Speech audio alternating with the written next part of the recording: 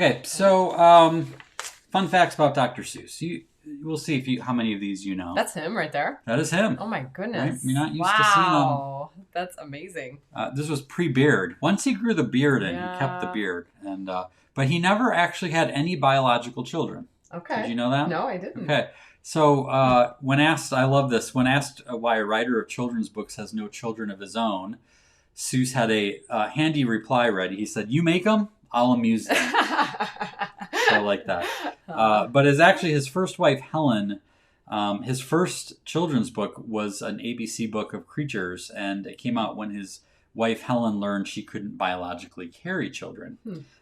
She passed away in 1967, and he married Audrey Diamond, who had 2 daughters. So he did end up having stepdaughters. But in the book, he talked about how it was awkward because he wasn't used to having kids, and so it took a while for their relationship to gel. So kind of interesting. The pen name Dr. Seuss began as a way to escape punishment in college. Oh my goodness. A little fun fact there, huh? So his real name is Theodore Seuss Geisel, often went by Ted.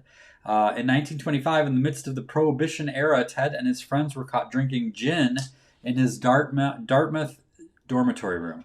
As punishment, Seuss was stripped of his editorship at the college's humor magazine, Jack-O-Lantern. However, he continued to publish work under a variety of pseudonyms, including T. Seuss.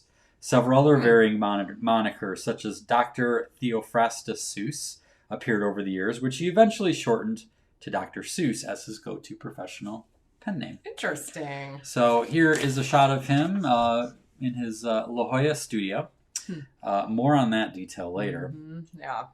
Let's see. Here's another fun fact. He was a extremely successful ad man before he became a children's author. He didn't become a children's author, It's so neat to see the much, little characters. much later. Right? It's obvious it's his. Yeah, so his first foray into children's literature. Let's see. Who knows what his first book was? Let's see if anyone in the comments. First published children's book was. It's well known, but it is a little bit more obscure. So let's see if anyone has that. In the meantime, before he started doing that, he had a very successful career in advertising, writing copy, drawing advertisements for Standard Oil and Flit bug spray, which was actually his most lucrative work. So Kara guesses Cat in the Hat. That is not actually his first one. Go dog, Hop on Pop. Good guess, Elle. Not one of the my first favorites, one. Elle. We'll see if someone gets it. Go dog go. Nope. So we'll see if that comes up. I will share that in a second. So he actually went to war against Dick and Jane. He was not a fan. I was like, he was in the military. Well, actually, he was. Was he? He joined the war effort. Him World War and II. Mr. Rogers, right? Yeah. So he actually helped out with propaganda, I guess, and getting messages out to the troops and things like that. Interesting. Let's see. There we go. Amy Payne. To Think That I Saw It on Mulberry Street was the first published book. That is very famous for that being his first. Fun story. He had pitched around to a bunch of publishers, was as the story goes, on the way home to throw it in the garbage. And across the street was a friend from college who he hadn't seen in a while, who happened to work at a publishing company. And they got talking about it, and he asked him to bring it up to show their people, and the rest is history. Wow. So just think, if that wouldn't have happened, if he was walking down a different street, perhaps we wouldn't even be talking about Dr. Seuss today. Wow. It's kind of cool how that works sometimes. So you started to say he went to war with Dick and Jane. Yeah, so tell us more about that. Once he got into the children's book game, he hated how boring the Dick and Jane books were. They were meant to be early readers. They had very small, limited vocabulary, and they were boring as hell. So, like raise your hand if you've read a Dick and Jane book. I bet there are going to be a lot of hands up because did you? We had them. Yeah. Oh. A typical line would be, "Look, oh look, see Jane," and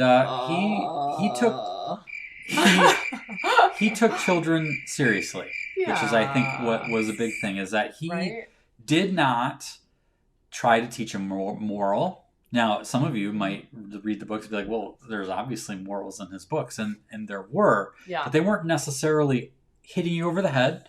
It wasn't this intentional thing. He basically looked at them as peers, like he took them seriously.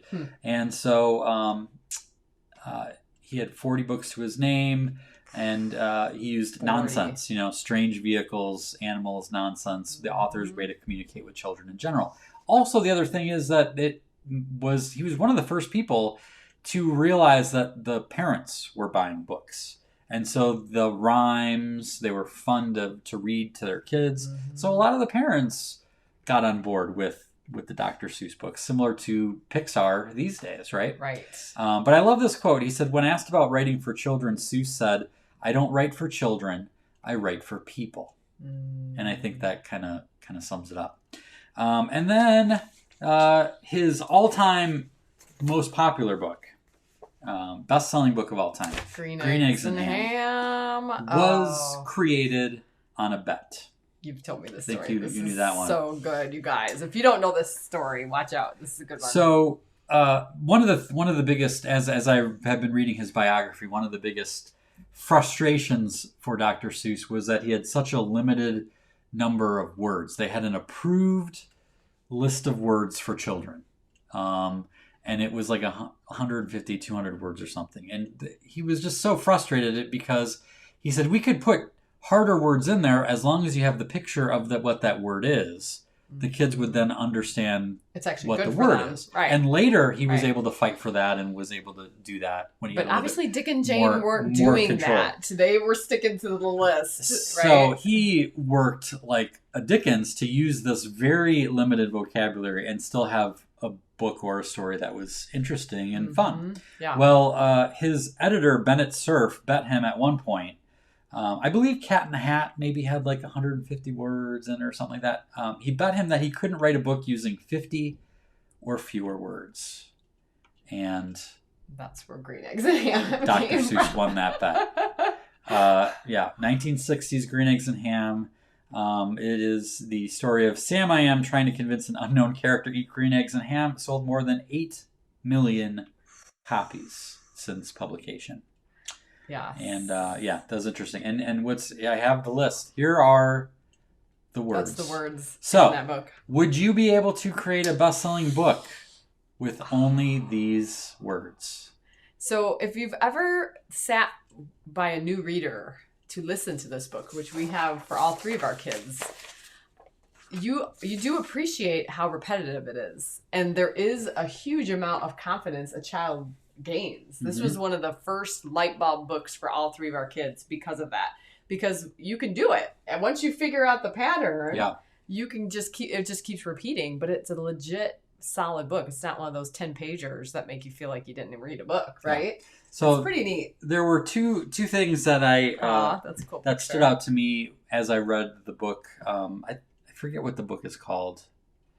I want to say about his life. There are obviously many written about him, but it is amazing how much effort he put into every book. You'd think like a very simple children's book, just whip it out in a weekend, month. No, he just labored over every word, every drawing, it was impressive to see his level of commitment to each and every book. And then the other thing that kind of struck me that was interesting, so this is a picture of him in his studio in La Jolla, California, and it had this beautiful vista of the ocean. And this is just north of San Diego, right? Yep. Yeah. And what struck me is that he moved into his studio in La Jolla at the same age that we moved here to Sheboygan. And we're in the process of renovating our studio, and it'll have this beautiful view of the trees and the Lake Michigan. And it was kind of cool because it made me think, like, not that I'm on the level of Dr. Seuss, but it made me like think. And then this is the other thing is Cat in the Hat, The Grinch That Stole Christmas, Green Eggs and Ham. Yeah. He did not write until after he was older than me. I think he was like 50 something when he wrote those books. So you think of Dr. Seuss, you think of that was his career. That he spent all this time reading or writing books, and that's what he was known for. And it was really, like we said, he was an ad man for a long time. And then he really hit his groove once he hit into his 50s and 60s. And so it makes me wonder, like, what's ahead for me, you know, because it's an artist. I'm very proud of the career I have and the artwork I've made and things like that. But it's kind of neat to think, like, wow, like, I'm moving into a new studio. There's a new chapter for me, and who knows what's ahead. So it's kind of neat too to think that his ad career probably made him a better children's author and illustrator, because think of advertising and all you have to accomplish in a small amount of space, right? There's so much objective to the art. So I bet some of that really gave him a special must be nice when it came to doing similar objectives for children. Yeah. His wife, Audrey, his second wife, was quoted as saying that it was hard for her to imagine him doing the work without having that view and that studio space. Like that, she thought that really played a big role in his productivity. So we'll see. I'm hoping that it's the same for me. So there you go. Little fun facts about Dr. Seuss. Maybe some of them you already knew, but maybe kind of new ones. So Theodore Geisel, thank you for all that you brought to the world. We salute you on behalf of millions and millions of people worldwide. Good stuff.